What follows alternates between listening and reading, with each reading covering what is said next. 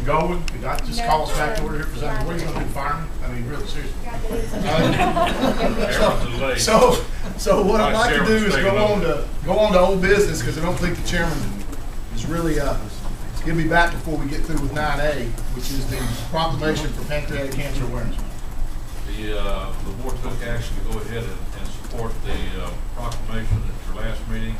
There wasn't a proclamation finished at that time. The board agreed to go ahead and have one done because this month is Pancreatic Cancer Awareness Month. As a matter of fact, this Thursday is Pancreatic Cancer Awareness Day. And so we do have a resolution that has been approved and needs to be read into the record, Mr. Vice Chairman. Okay, you got a copy. It's in here? You want me to read it? Yeah, you got it over there. Read it there. Pancreatic Cancer Awareness Month. Whereas over 42,000 people will be diagnosed with pancreatic cancer this year. Some of those in Macon County that everybody in the room knows now. Whereas pancreatic cancer is the deadliest cancer and the fourth leading cause of cancer death in the United States, and approximately over 1,000 deaths will occur in North Carolina. Whereas 76% of pancreatic cancer patients die within the first year of their diagnosis, and 95% of pancreatic cancer patients die within the first 5 years. Though pancreatic cancer kills twice as many Americans as AIDS, it receives 39 times less funding for research. Whereas there is no cure for pancreatic cancer and there have been no significant improvements in early detection treatment methods or survival rates in the last 30 years. Whereas the symptoms of pancreatic cancer present themselves, it is usually too late for an optimistic prognosis, and the average life expectancy of those diagnosed with this disease is only 3 to 6 months. Whereas the federal government invests less money in pancreatic cancer research than it does in any of the other leading cancer killers. Whereas the good health and well-being of the residents of Macon County, North Carolina are enhanced as a direct result of increased awareness about pancreatic cancer and research into early detection, causes, and effective treatments. And whereas the Pancreatic Cancer Action Network is the most effective national patient advocacy organization that serves the pancreatic cancer community in Macon County, North Carolina, and nationwide by focusing its efforts on public policy, research funding, patient services, and public awareness, and education related to developing effective treatments and a cure for pancreatic cancer. Whereas the Pancreatic Cancer Action Network and its affiliates in Macon County, North Carolina support those patients currently battling pancreatic cancer as well as those who have lost their lives to this disease and are committed to nothing less than a cure. Therefore, be it resolved that the Macon County Board of Commissioners designate the month of November 2012 Pancreatic Cancer Awareness Month, and especially November 15, 2012 as Pancreatic Cancer Awareness Day in Macon County. Adopted this day, the 13th of November, 2012, signed H. Kevin Corbin, Chairman of the Macon County Commissioners. On the reading of the proclamation, I'll make a motion to adopt the proclamation and declare Pancreatic Cancer Awareness Month and especially designating the 15th, November 15th, as Awareness Day, Mr. Chairman. That's a motion.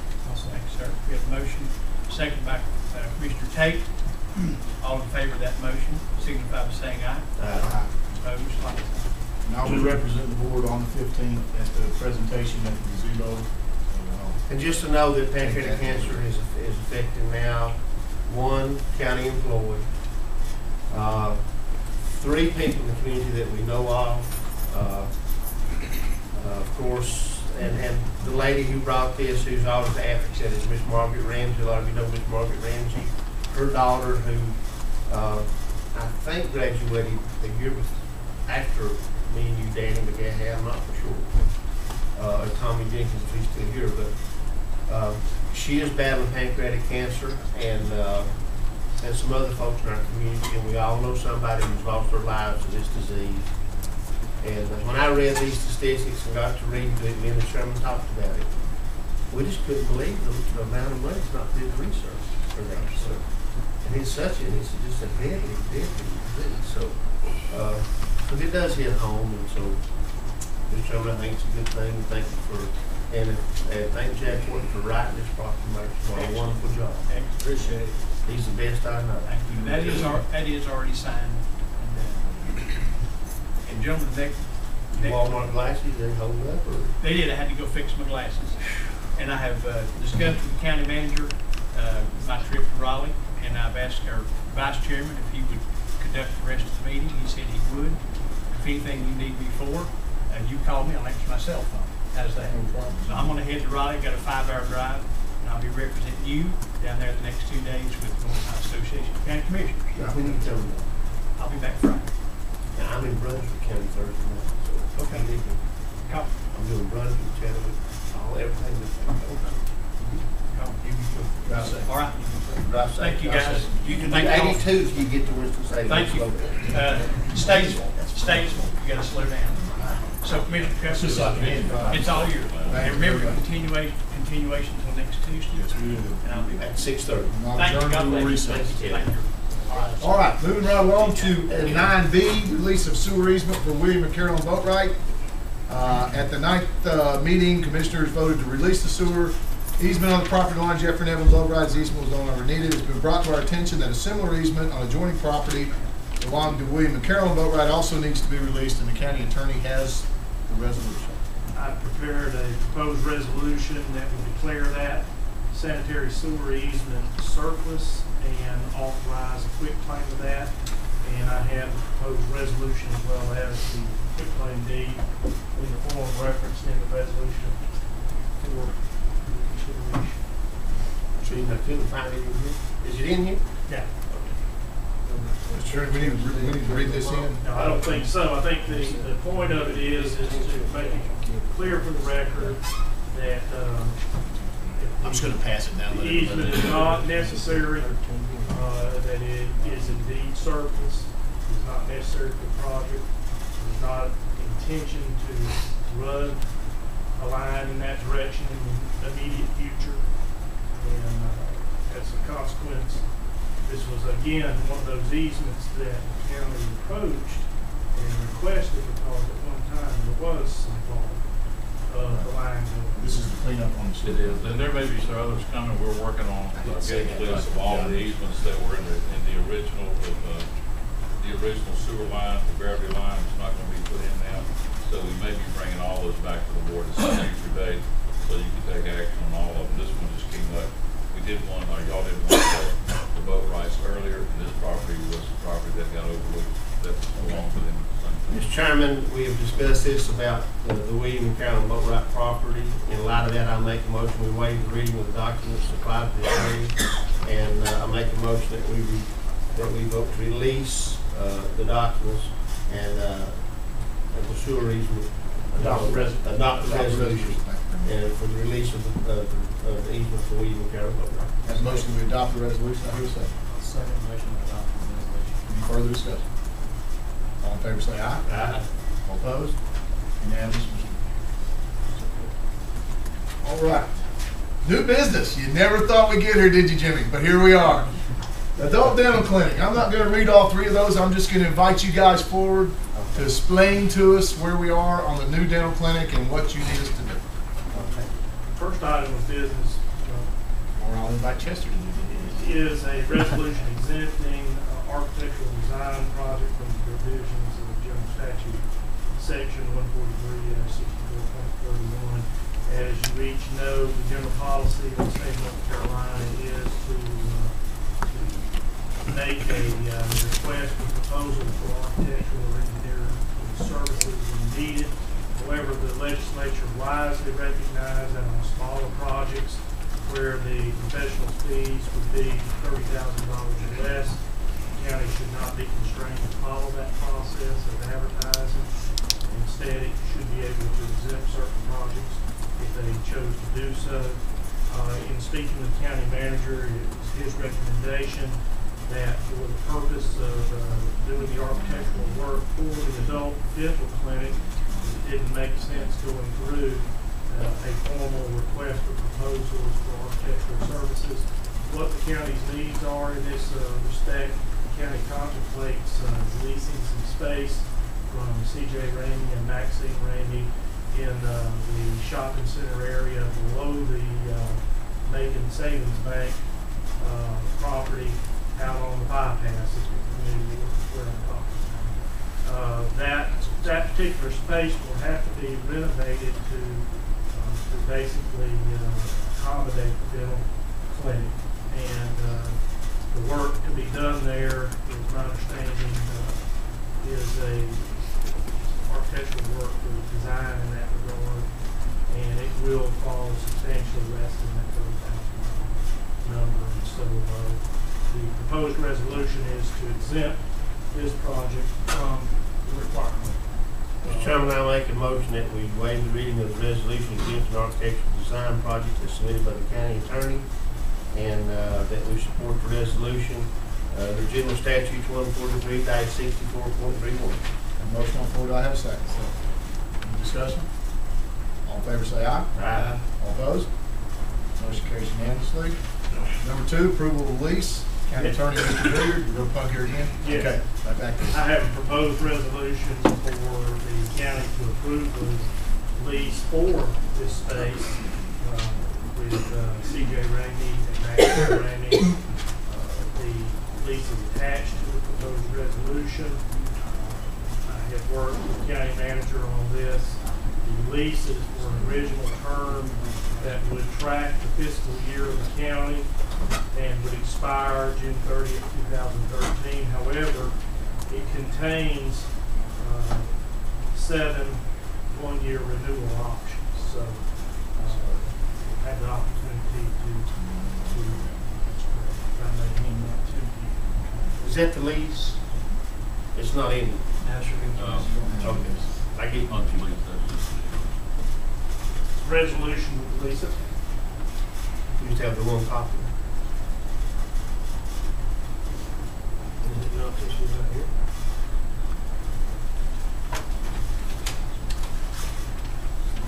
Oh, I ain't got a print of it. I don't know. No, that's for the architect. I printed it out, just to understand it. That's just for the architect.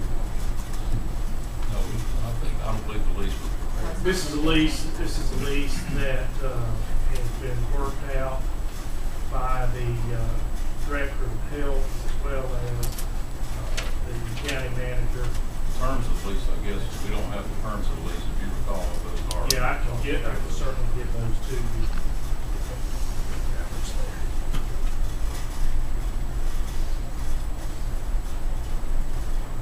You have a 2,000 square foot space. The initial rental is $1,250 per month, and in year 3, that should go, I believe, to $1,500 per month. And this is in a new building that's never been occupied, correct? Actually, it's a new building, but it's where Hattie Physical Therapy was located. And so there's minimum renovations that need to be done. So it's a fairly new building. Would you go ahead and get it? Lord, you read it, you wrote it, you tried it. So it's up there. Your options to renew, there are a total of 7 one-year renewal options, and the first 2 years of renewal options are $1,250 per month, and then beginning in the 3rd year, and for the balance of those 7 renewal options, it would be $1,500. So how much is that a square foot? I can't figure it. 2,000 square feet. 2,000 times, 12 times 100, 12 times the Lori's length getting that for you right there. Oh, Lord. 2,000 square feet. 2,000 square feet. $15,000 a year. $1,250. Divided by 2,000, should be 17.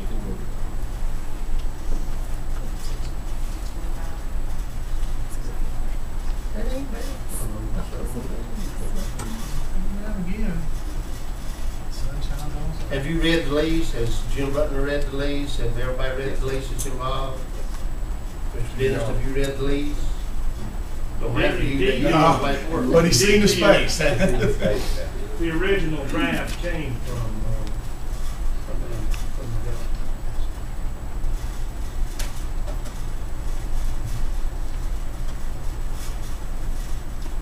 Mr. Ritter, have you looked at the space?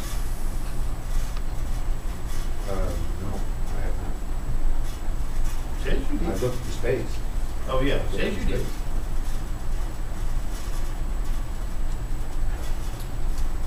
So how much is it gonna cost to do the renovation? About? Less than 5,000, more than 500,000? Yes. Yes. The numbers I've heard kicked around were in the 25,000. We think that, Now, Russ, we got Stalling, if I'm wrong, budget.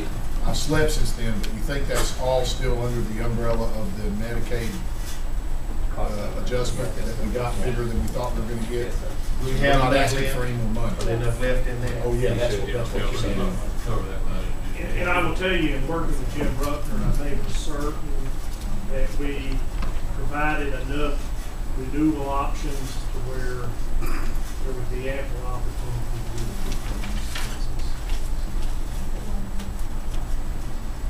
the And how many stations this be? How many chairs? This be 4 chairs. You can rotate them in there. That's the goal. Herd them in like cattle now. But we treat That's our the way they do cattle now.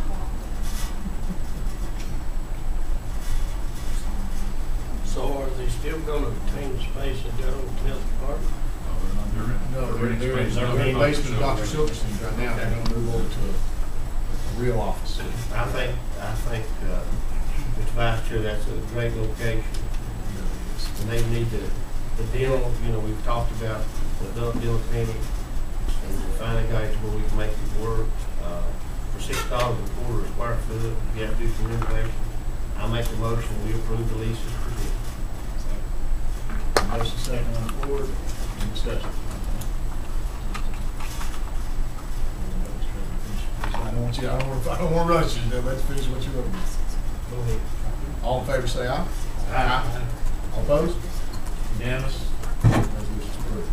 Gentlemen, if I might make a recommendation here, as I look down, We got one more. we've got one more, I'm sorry, You're absolutely right, Russell, go ahead. And something I'd like to add, one of the criteria we were looking, he's out on medical leave. Yeah. You don't need brain? Well, we're not sure. One of the things that we. I believe it was his You thumb, okay? but I'm not sure. One of the things we looked at when we looked at facilities was also for the potential for expansion if needed down the road. And if need be, you know, we're going from 3 to a 4 chair, and if need be, we could expand this for this 6 chair. So we wouldn't have to move again, so we're kind of like far thinking. Are you gonna cut the floor into the plumbing for the 6 chair? I think it's already laid in there, but we'll get that when we get the drawings from the company. Makes sense. Yeah, go ahead and do it. This Medicaid, if you're not gonna come every year. If got you've the got slab, the, makes sense go to ahead and do that. cut the floor and put the plumbing in Yeah. while you're in there. That way you're there if you need it. All right. But I love treating it in All right. The third item that I have is the equipment. Okay, one thing that I just like to say is we're planning to move all the old equipment out of the old facility into the new one, so we just have to purchase some additional equipment.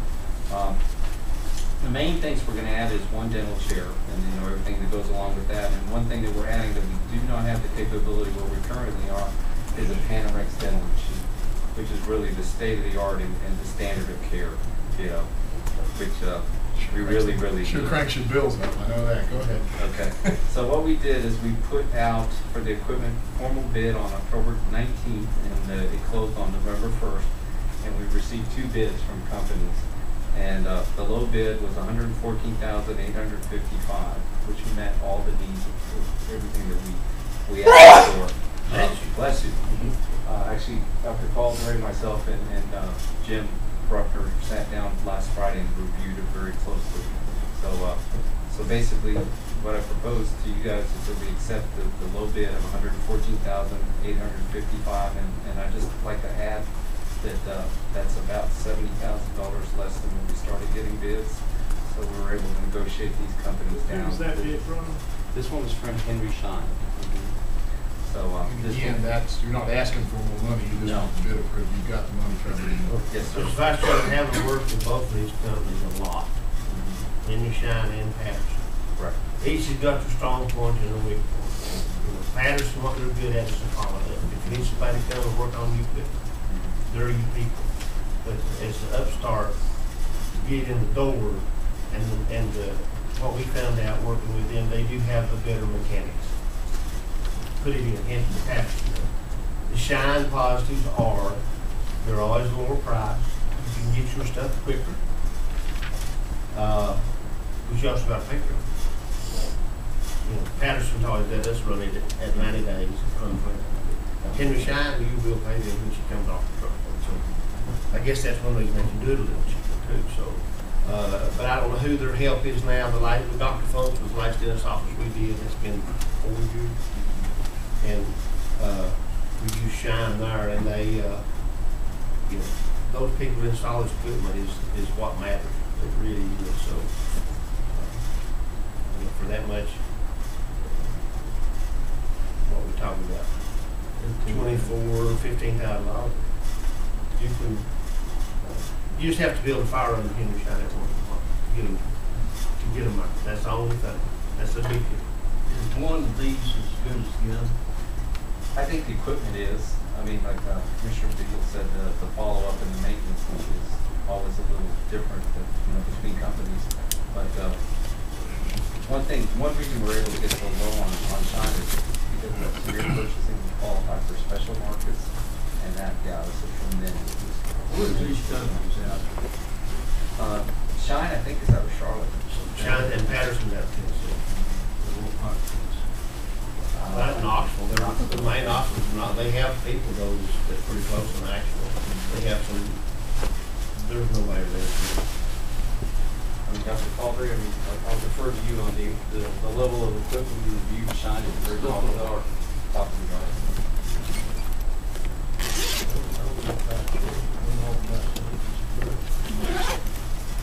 What about this cost? Do we have enough money, or where are we at over our money? With 114, okay, where we at? We initially, with the Medicaid cost settlement money that we got, $212,000 of that was budgeted for this year specifically for them.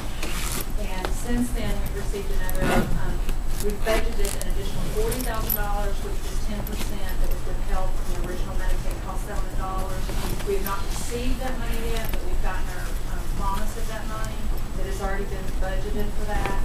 That will also go toward this. So about a total of $252,000 has been budgeted for this, and so these expenses that we're talking about tonight are we have this 114 plus the architectural pieces. So we've got the money. And the bottom line is all, when everything's said and done, how many more Maconians can get the service? That's what's it. I mean, you just want to improve the services, and you can see a lot more Maconians grow. 20% more, 40% more. You got more chairs. They come tell you those numbers. Well, we're at 25% capacity with another chair, and we're opening up the floor space where he can be a lot more efficient. Right now, I guess. It's got to improve the efficiency. Oh, Improve the efficiency, you get better numbers. Right. And one of the concerns now in the current facilities, because it's so small, is you can't push the staff, because then you start worrying about just the ergonomics of it and breaking down. So this will be better for the staff, it'll be more productive, and it's a better quality of care. I mean, that's the bottom line. You could have bought it, dental office, why you had to say? You're going to lay false teeth over there too? Yes, sir. I think we've done 20 to 25 people. I had a cousin, they was ejaculating the other day, told him you need to do something. And I think we've had very good customer service, and I think people have been very happy with what they've gotten. So I'd certainly entertain a motion if there was one out there. I'd make it on, professional opinion on this one. This is 114,000. That motion, I'll second.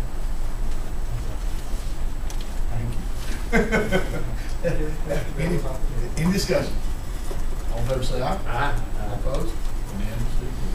Thank you, Commissioners. For your Now I'm support. ahead of the game here, gentlemen. If you would not mind, could we jump to D&E? Because I think if we jump to D&E, all the people that have been sitting here patiently can go ahead and get theirs out of the way. I think everything else is in-house as I read it. So if we could jump to D, and that would be refinancing Lake Emeryville property by making citizens' abilities, county manager and county attorney. And before you start, in the interest of full disclosure, I don't get any money directly from MCH, but my wife does work for MCH.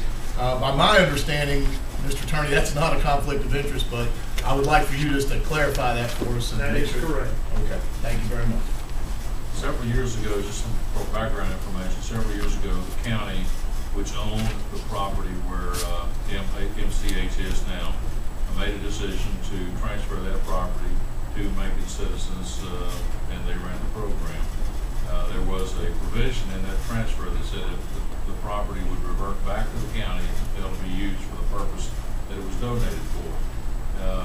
And that's all well and good. When you go to the bank and start borrowing money, they don't like to have people standing in line in front of their finances, and so they ask for subrogation. Basically, Subordination. Subordination, excuse me, subordination, and I won't get into the legal terms, but the county attorney can do that. But basically, and Jeannie and whoever else can chime in, basically what they're doing is they have several pieces of property.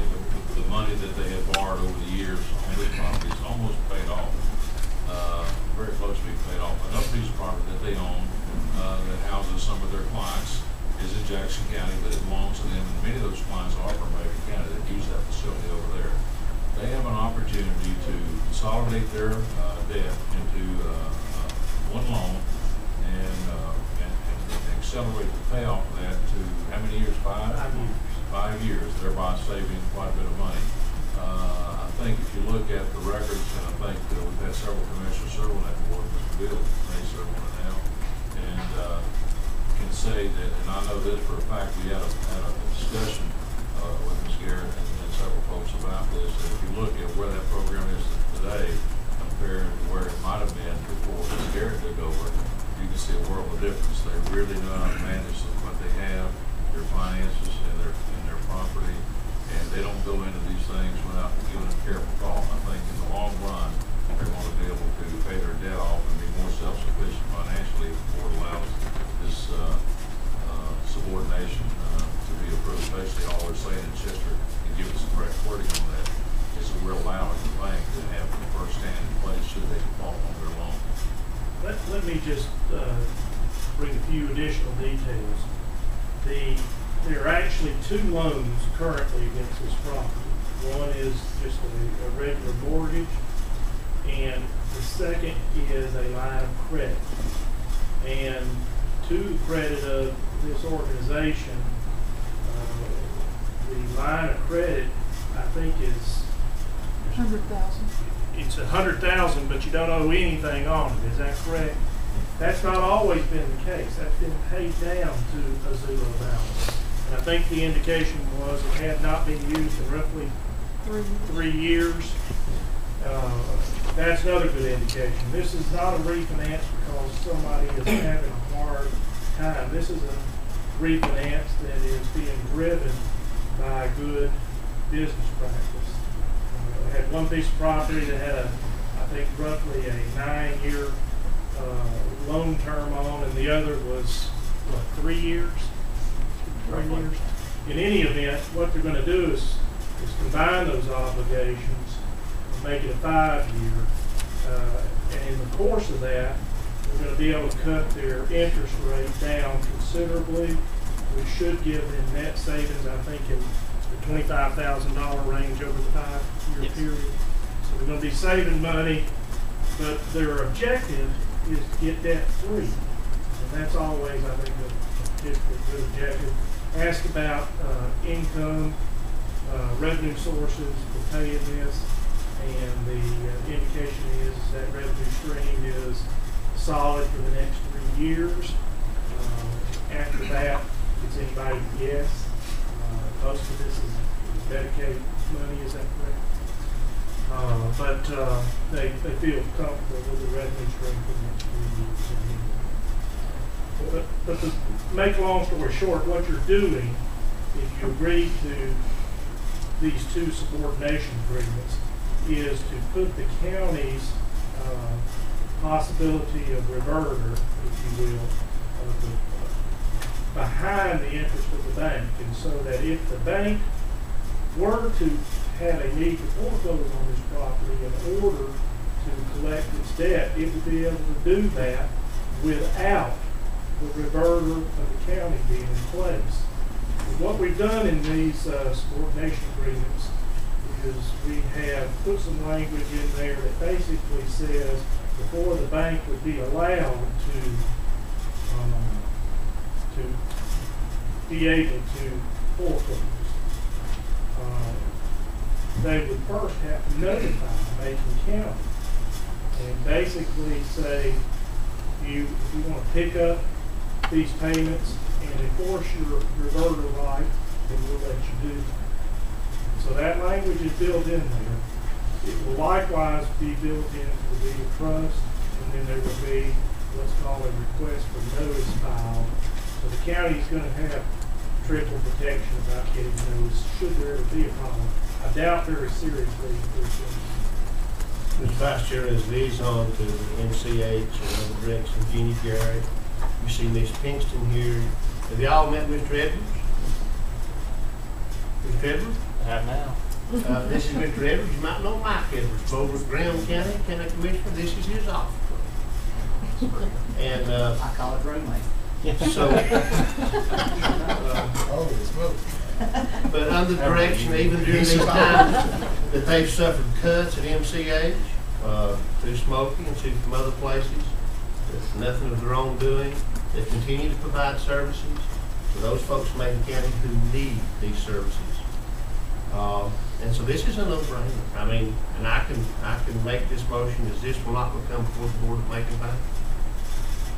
Let me interject one thing. The subordination agreements that you have in your package do not contain that notice language. That is language that I negotiated for the county.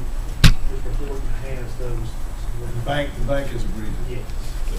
They've agreed to do it, but it's just not in the document we have. Let me ask you a question, and I'm sorry if I missed this one. The term of the new loan is 5 years. 5 years. The 5 years on the mortgage, now the line of credit will go right on. Right. It'll go right on until the organization chooses to end it. Is that correct? But currently, that balance is zero. That is zero at this point. What I see is an organization really working hard to keep their financial house in order and taking steps towards making it even better. What it boils down to, Mr. Chairman, is this is a no-brainer. This, if you're running a business or doing your own home, this is saving almost $25,000 and being debt-free in 5 years of this property. So with that, I'll make a motion that we approve the documents and the subordination agreements supplied to us, giving MCH the ability to refinance the property as described. Motion second on the floor. Any further discussion? All in favor, say aye. Aye. All opposed? You ought to watch these folks buy a video. They kiss it, right, Gene? Let's let him. Make him sound like a used car salesman. But they're good. They save money. They're Thank good. y'all. Sorry it took us quite so long. It's all right, we've enjoyed it. We're not done. I mean, you're welcome to stay. The paint's not quite dry yet. But we're Oh, like working on it. Peggy said hi. But we're working on it. Tell her I said it was nice being And there. thank you for the recreation fields. That's wonderful. And tell Mike hello for us, all right? Be watching. I will. Tell We Mike support the hello for us. recreation fields Did you see wholeheartedly. Connie tell her the same thing?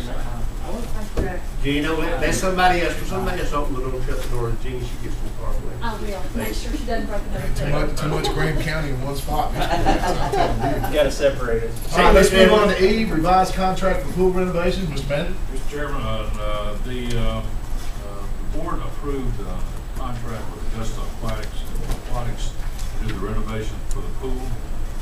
We found out during that review that because of the amount of this contract, which is required by the state to have a payment and performance bond, Seth got in touch with them. We talked to them and negotiated. They basically told we had to have a payment and performance bond. Of course, that's an additional cost.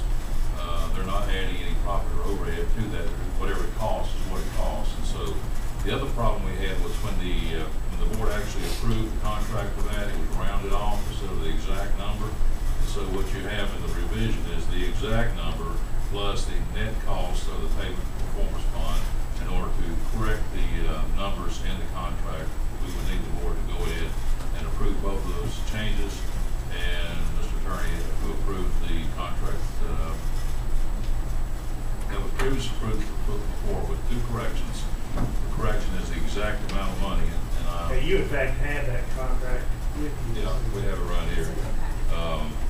It's in, It's in the And I think it's an attachment, you may have an attachment.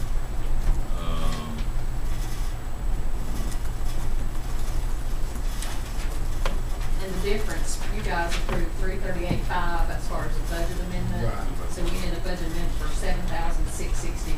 That's the difference. 7.6, that's what I was getting ready to Yeah. ask you, What We need that are we budget asking for? From 7.6. contingency, That's 766. 338. well, in this time of getting bonds, if that's about 2.5% of the contract, that might be a touch high. If this is a huge, huge company, as they say they are, 2.5% might be, Mr. Brittis, 2.5% would be at the max, and that's about where we're at. The 4% is supposed to be, this is supposed to be 4%. Well, we just roughly figured, but if this company's as big as they say they are, they should have got a little bit better deal. Yeah, they're saying the bond is 7,617, but because of the rounding issue, that's the budget amendment needs to be 7,661. I'm just saying that But with you're the saying company, that if they're as bond. big as they say they are, maybe it's because of the size of the contract too, but that's at the upper end of, of what you would charge for a bond. There are 2 factors. One, the size of the contract not being a huge lump sum, their fee was more. And 2, they won't exactly know what that figure is until they turn the contract into the bonding company. Whoever's bonding them, they said that that's the high end of the range that they gave them. They won't know. It could end up being a little. We could Yes, end up it getting could some of be. that back. That's the I high will end. not hold my breath. I'm Say, not. are they gonna I'm be- not. I've not seen none of that come Well, back. I'm supposed to get the invoice from the bond. There won't be any more than that, we'll put it that way. Well, the problem is there's just a few bonding companies left, as Tom can tell you. I mean, they're after 9/11, they just went poof. And we used to carry a perpetual bond, and that's all gone away. It's a different world right The now. fact that they can get a bond at this point is rare. Pretty Yeah, good. They do range from, they can range from 1.8 to about 5% of construction costs. So you're in that. One of the contractors we've dealt with locally is the lowest I've seen at 1.8%. So 2.25 is not that far out of line, considering, but it is also something that unfamiliarity with this general contractor and any general contractor you're not familiar with, you've got to have that bond in place for protection. So the correct number, Mr. Chairman, is 346.61.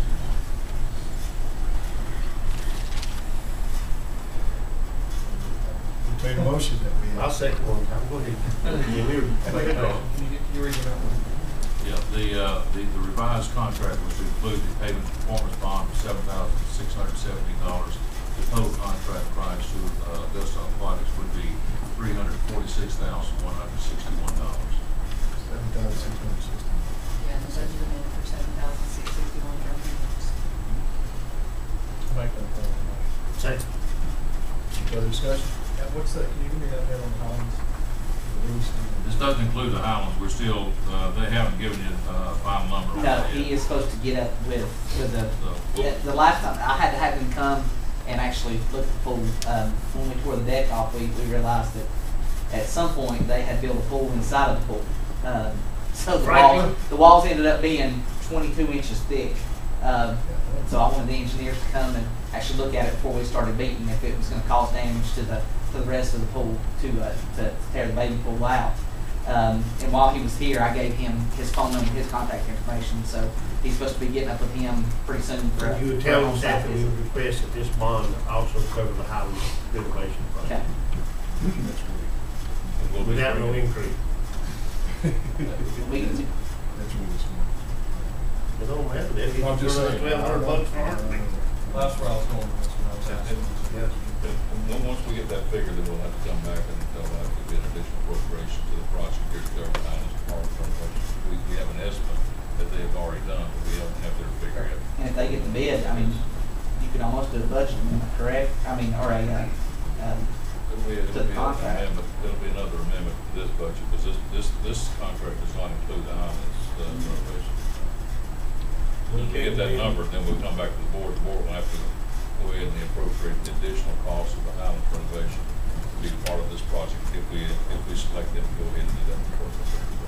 We do have another quote from another company to compare it with, but since they're gonna be here and doing the same work down here, it stands to reason. Just make it simple. As long as we don't lose track. So, No. Can you just give me a list? I will. I will. Actually, I'm gonna write up with him the next time he's up here. That's what's. Mention by Mark. We're asking the board to approve the revised contract. Further discussion? We can vote on that. Yeah, so, yeah. Losing Just it. to include that. We don't have a figure on it. We don't have a figure yet. We should bid. But when the board took action before, you took action to go ahead and approve this contract and to also do the Highlands. And to also do project. the Highlands project, that's right. You've already approved to do that, we just don't have the number on it. But what we're saying is it's gonna be something that don't what we're creating on that. Exactly, it will be. Well, actually, it'll be a separate contract. It won't be a change order. It'll be a separate contract. Because I think you're gonna have to do informal bids. I understand you've already got an additional bid, is that correct? There is one. I didn't get the bid, but there is a bid from.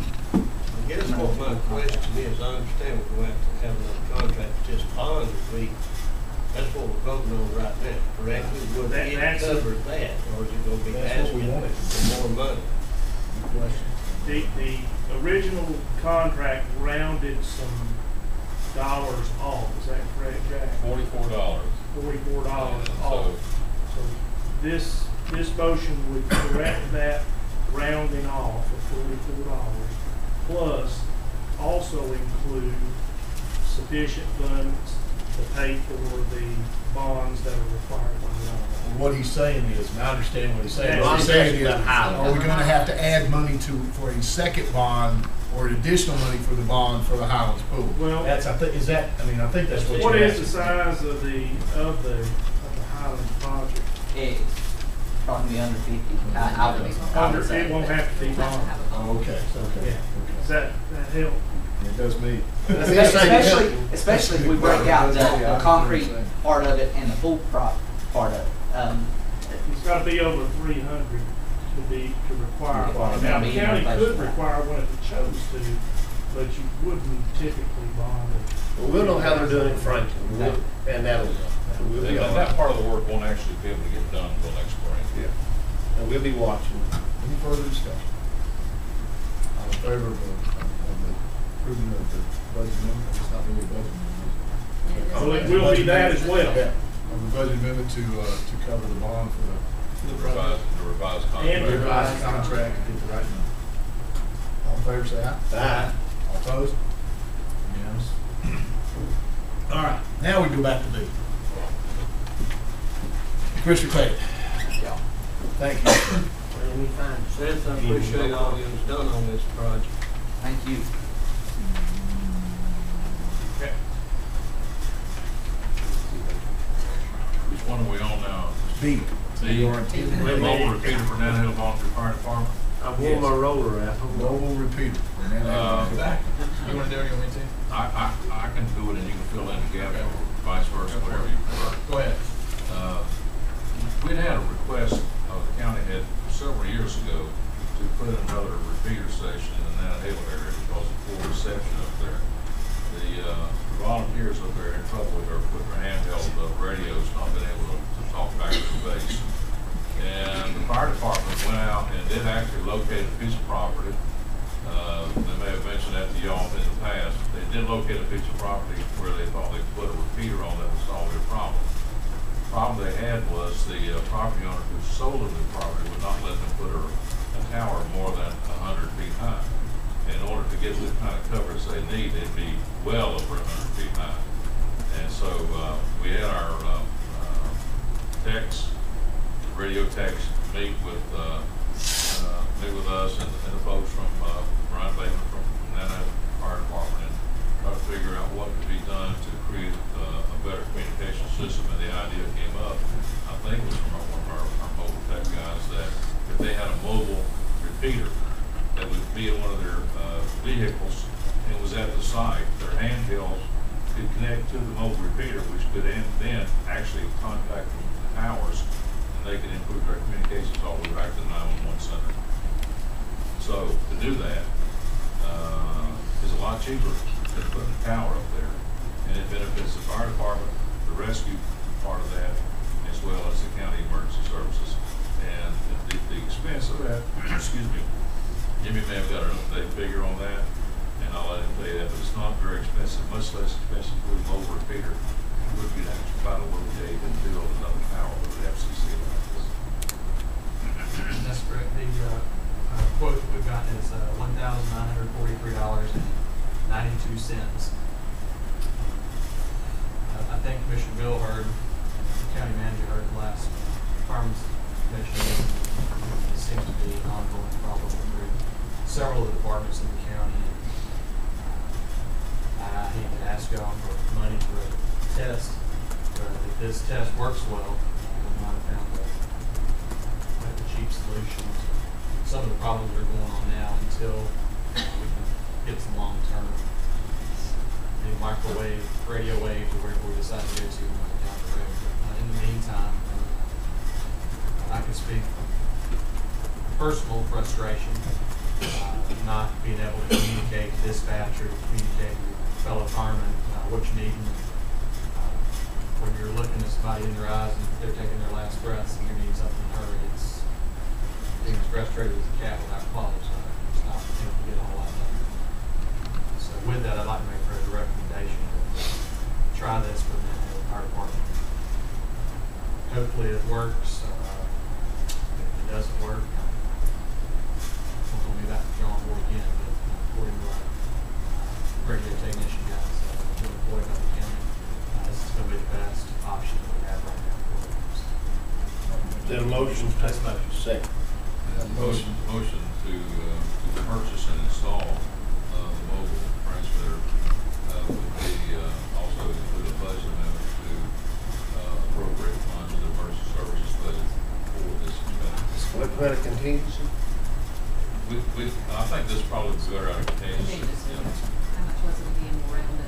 I $1,943. think it'd be good to round it off to $2,000. Okay. $2,000 per contingency. And if you've been at that meeting and heard the discussions, we heard that, you know, if this will help, even Commissioner Tate, if it ain't 100, if it don't help 100%, if it helps 60%, it's a big deal. And so, you know, and where Nina Haley is, well, it's just where we live. It's a tough place. So, you know, it's with the valleys and the mountains, and it's just, so, but if this will help and if it'll save one life or, you know, helping that, $2,000 and see if it'll work, it's worth it, Mr. Vice Chairman. No discussion? I've got a question on this right here, before I say it, I'm gonna vote for it, but anyhow, talking about this here, and talking about a repeater tower, it's just like the one that's put down at Georgia Road not too long ago, that we need for emergencies thing. Now, will this mobile thing here help law enforcement and everything on that, or is this for the fire department? I think this is on the fire frequency. Oh. Only right now, yeah. And All right. you know, based upon what you're saying, I think we're gonna be doing, Jack and I already discussed, I think we're gonna have to do a study. Well, I know for a fact that being over there, there's no cell phone coverage, maybe in most all of the 9 counties, well, know it. You got a lot of places in Highlands that are the same way as here. We need to have communication, period. All right, number one. Number two, law enforcement needs it also, and it should be something we're looking into. And what you're saying right here, I'm going to do anything I could to help Mount Haley, because I've talked to the fire department, the chief, and several other people about the problem they've got. We're going to carry on the motion.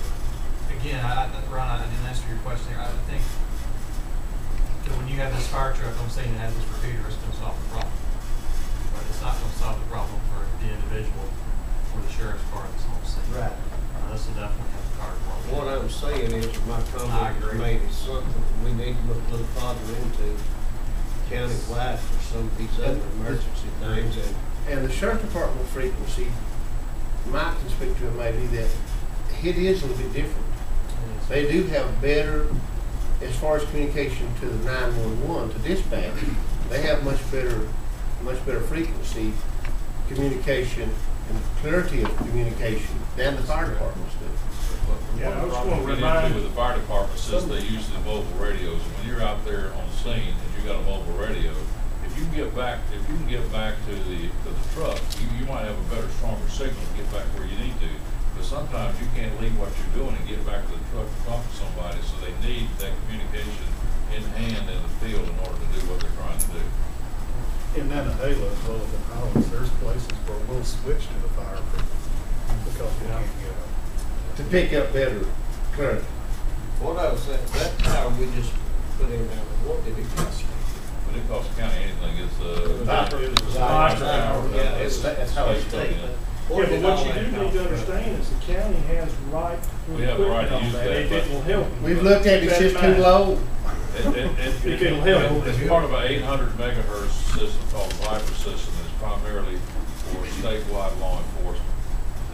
800 megahertz. We don't operate on 800 megahertz here on our law enforcement or our EMS. We're on a different frequency.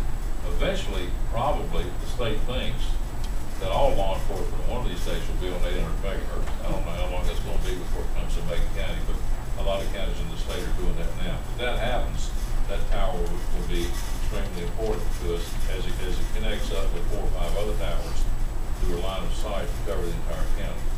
We do have permission to use that tower for anything that we think might help us, but as Mr. Tate was saying, the first thing we need to do is make sure we got a good study showing the dead spots in the county and what it's going to take to cover those. And we have a radio frequency map that was done some time back, but I'm not sure how complete and how accurate it is and how many areas that it leaves uncovered. And we need to look at that before you spend, because putting in towers is a tremendously expensive proposition. Plus, you have to go to the FCC and get additional permits, which takes a long time to do. Any discussion? All in favor, say aye. Aye. All opposed? Unanimous, Mr. Devlin. 10C, purchase of gas leak detection units for volunteer fire departments. I don't know which way I'm going here. Go ahead, Jack. Okay. Y'all read a little bit of background information on that. We, sometime back, the county got a grant from Homeland Security and bought some leak detection monitors.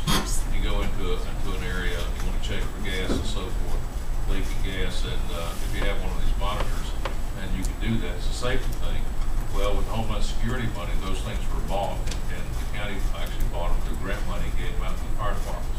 And that was all well and good. At that time, the technology said that these detectors had to be recalibrated almost every year, if not more often than that. Most of the fire departments haven't been doing that, can't do that, so as a result, these old detectors that have been used are just not that dependable. I had Jimmy Teams, our fire marshal, check into it, and we could actually buy new, improved monitors that don't have to be recalibrated for $350 a piece, which would actually, if you all would approve to allow us to do that, we would supply at least one to each one of the fire departments out there. Each fire department then can keep their own monitors if they want to have them recalibrated, but this new monitor will work just as well. Otherwise, our fire marshal is going to have to be on call for all the 11 fire departments in case they need somebody to come out and check the gas. So this will be a benefit to him and a big benefit to have somebody on the scene in each fire department with a new and improved gas monitor for safety purposes, not just for the people who own the property, but for the firemen who have to go into these structures. And so what we're asking then is that the board would allow us to do another budget amendment like we did on with Peter, to allow us to go ahead and purchase these and then distribute them to the fire departments. So they cost $350 a piece. We have 11 fire departments, and I haven't figured the exact $3,850 would solve that problem. I think the fire departments would really appreciate this token of support for them, what they're trying to do up there for our citizens. I've done a little bit of questioning on this too, and I know it's getting late right here. I'd like to make a motion that we approve this fire department. Second. Motion second on the floor. Any further discussion? The only thing I'd encourage, and I think I heard you say it, Mr. Manager, that Jimmy, whoever is in charge of making sure that they stay up to date and certified, recertified, whoever's in charge of that, I guess it would be Jimmy the chief or Jimmy or somebody, because it is a valuable piece of equipment that's got to be some of these others, I think, were just neglected and never looked at. One of the things that we're gonna be doing, and once we get the schedule set up, is our emergency services folks are gonna be visiting with every fire department in the county, and they'll be talking to them about communications, so keeping that up. We'll be talking about equipment, they'll be talking about working hand in hand with them, with the first responders, and so they're going to see a lot more of our emergency services people out there with them when they have their fire department speak, to make sure they understand what the county can do, and the county understands what they provide, to show our appreciation, so to make sure we're all on the same page. We've had some communications problems in the past.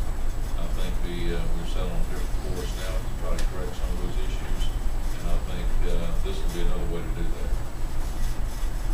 That's all I have. And this one, if it's approved, then we want to do it the same way we did with the mobile transmitter. I don't think it takes 50 years, Jeff. I don't think it'll take long at all. It's probably, a couple of weeks probably. I'm good.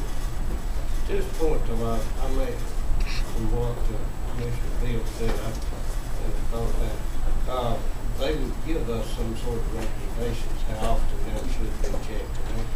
Yeah, the other ones, the old monitors that were purchased under the old grant, I think they're supposed to be recalibrated at least once a year. Sometimes when they get out of calibration, we have to do it more than that. They're certainly welcome to continue to use it and pay the cost of having those recalibrated, but these new monitors don't require that kind of attention. But what I'm saying is there's going to be some sort of recommendation that the company would give on checking, right? There'll be a warranty on them.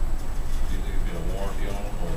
Well, what I'm saying is, it was mentioned here that we wouldn't, if we didn't have, we have to send the fire marshal out. Yeah. But could it be some tacked on to him doing, say, whatever company requires you to check it, whatever, have him or somebody like that go out and check it? Well, I think it needs to do that and go over that. Jimmy would probably be the most knowledgeable person we have in the county, how these things operate, and what you should do to make that. And so we're asking part of our Steelwood County is providing this for you, and we'll maintain it, and we'll make sure that when they are presented to them, that they are instructed on how to keep and maintain them. So, and then we're not going to just do that one time. They're probably going to deal with them several times about different issues. This is just one issue that concerns the fire marshal. I think that they'll need to know about that he can actually give them all that information and requirements as far as maintenance. It's like one of the problems we had on communications was like pagers. And pagers work very well when they're brand new. Yeah. But if you're working around welders all day, or in the sand or the dirt or so forth, they may have some problems, have to be recalibrated themselves, and so maintenance is a big issue on something like that. But I think all the instructions on maintaining these monitors will be shared with the fire departments by the fire marshal himself. Over this way. All fair side? Aye. Opposed? Unanimous? All right, that takes us down to F, interlocal agreement for the transfer of Cowie School. County Manager. Just to bring the board briefly back up to date, the agreement between the Board of Education and the Board of County Commissioners was when the new school was going to be built at 84 Olive Valley Elementary School, that the Board of Education would in turn transfer the old Cowie School back to the county. That was been the intention since the project started.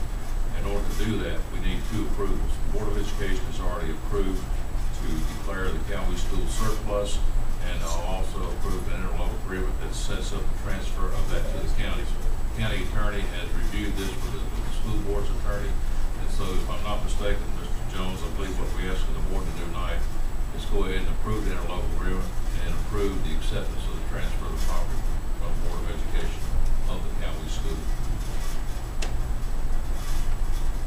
That when you're approving the interlocal agreement, you're basically We're accepting this school. We're taking it back. Having read the documents, Mr. Chairman, and first of all, before we get into the motions, we'd like to thank the school board for standing up. This agreement was done with the previous superintendent many years ago when we agreed to build the school. So with that, having read the interlocal agreement, I think it's it's exactly the county manager and county attorney's got exactly what they said they'd do many years ago, and that was, we always sought to preserve cash. So with that, I'll make a motion, we approve the interlocal agreement as presented. Have a motion second, any further discussion? On behalf of Cowee community, is their representative for another 3 weeks. Thank you for that. All in favor, say aye. Aye. All opposed? Yes. Thank you again on behalf of Cowee community. That takes us down to the policy for voluntary shared leave program. Manager. Several years ago, the county had a policy where if an employee needed, where they were out on vacation time, and they were out on sick leave, and they were in a bind, and had to be out of work, or a member of their immediate family had to be out of work, employees were donating annual leave at that time. Evidently, sometime in the past, the policy got out of hand, and people were donating shared leave for reasons that it probably should have been donated for, so the policy was stopped. So there. Did you do that, Jack, or was it done for you? That's what I thought. So the policy that we have now does not allow any shared leave. We have now and in the past several employees and their members of the immediate family who are seriously ill. That employee has had to be with them, so they've used all their vacation time, all their sick leave, and they're on leave without pay because they have to be with the loved one while they're out sick themselves. So they have no way of earning any money to even keep their insurance premiums up to date. And so in terms of employees or their families that are suffering from major illness or injury, we thought it would be good to have a system in place to allow members of their immediate family who also work with the county or other employees to donate any shared leave they have to that employee so his family could be cared for, or that employee could be cared for during this time of sickness. And hopefully these things are sort of serious enough nature that we're probably talking about 4 weeks, probably in most cases generally 4 weeks or more. And basically the policy that you've read that with your information, I won't go through all those details, but basically it says that when an employee who is determined to qualify for shared leave can apply for it themselves, or another employee can nominate them for shared leave, then we will see it. If they it's approved for shared leave, then a member of their immediate family who's also a county employee can donate all the leave they have, sick leave or vacation leave to that employee if they need to. All other employees that are not related to the person who needs shared leave can donate annual leave, which is actually dollars out of their pocket to that person or their immediate family member, so that they can get through the crisis situation. I think the original intent of this was to make sure that when you had a major crisis because of health or accident or illness, and other employees wanted to help, they had a mechanism to do that. This policy right here, if y'all approve that, will allow other employees to help other employees who are in need because either themselves or their family member is undergoing a serious medical situation. And that's primarily what it's for.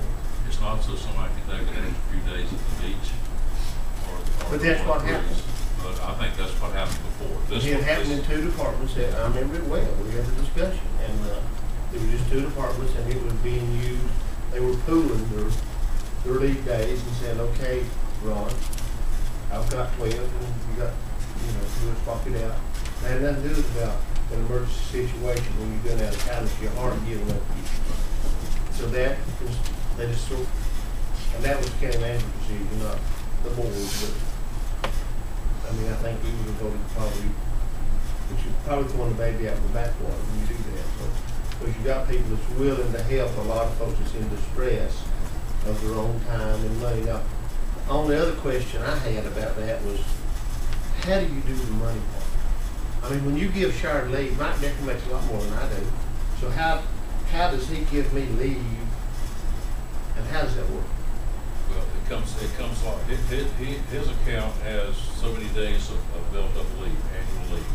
And his leave is equivalent in dollars and cents to what his hourly wage is.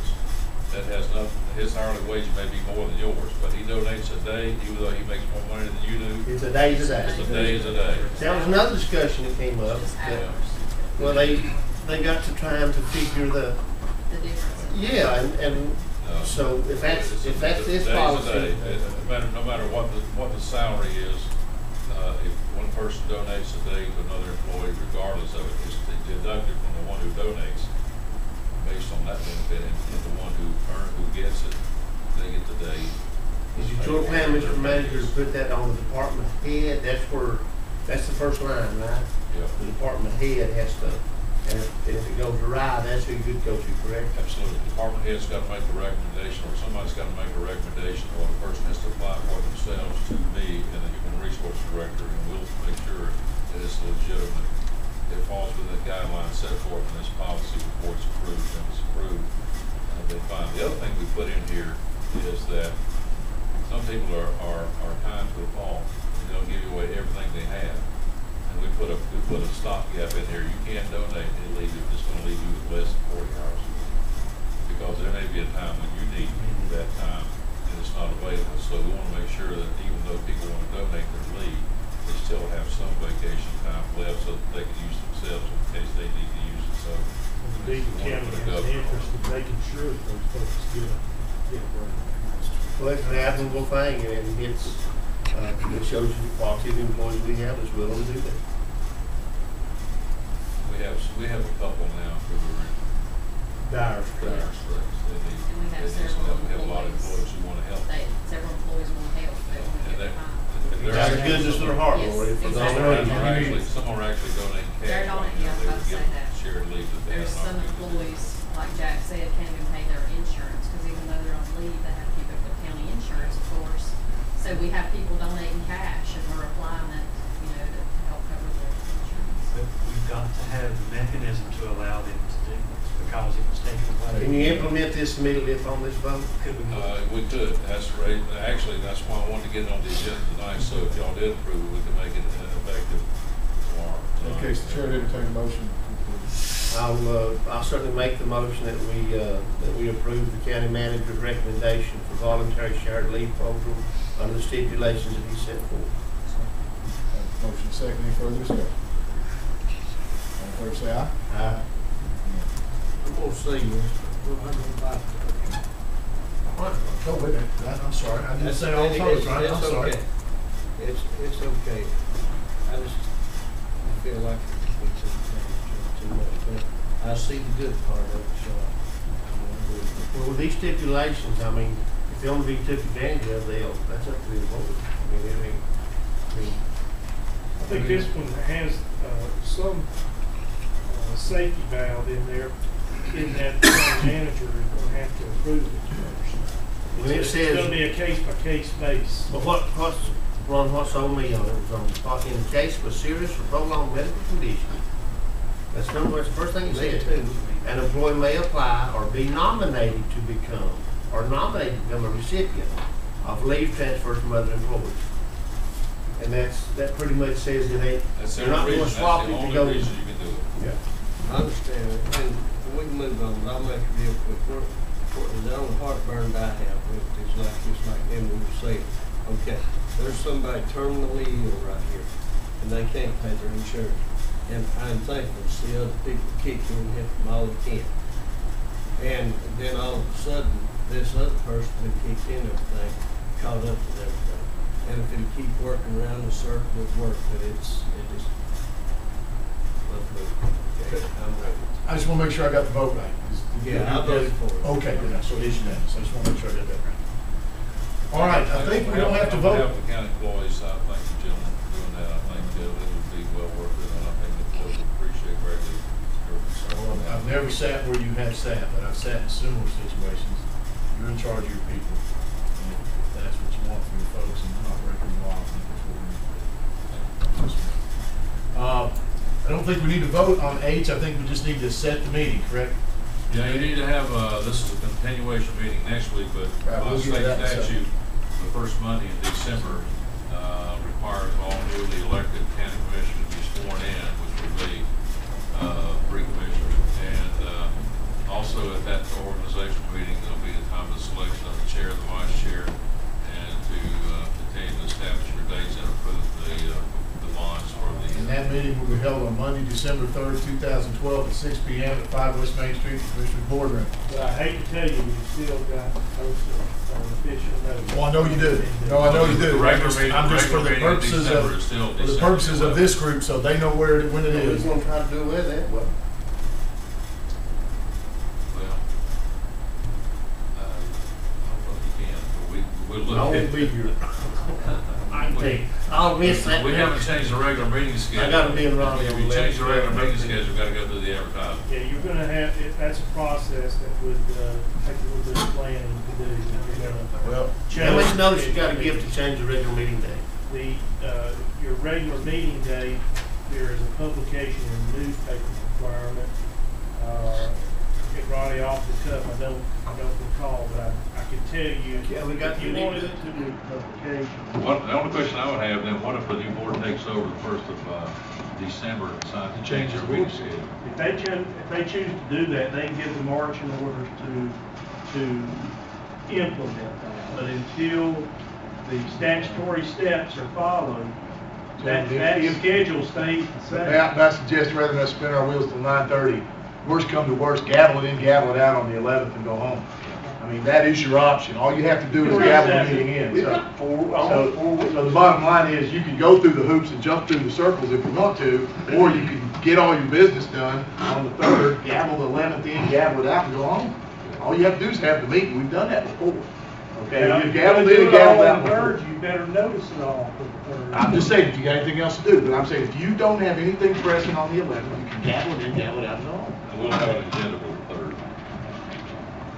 And that being said, this meeting is hereby recessed until next Tuesday, the 20th of November at 6:30 in the Commissioners Boardroom at 5 West Main Street, Franklin, North Carolina, 28734. I've been wanting to do that for a long time. Good job, Vice Chair. Great job. What's our, When we'll get our agendas on that. Pardon me? When we'll see the I agenda. think that's agenda critical to. So what time tomorrow will you have them out? Sorry, Mike.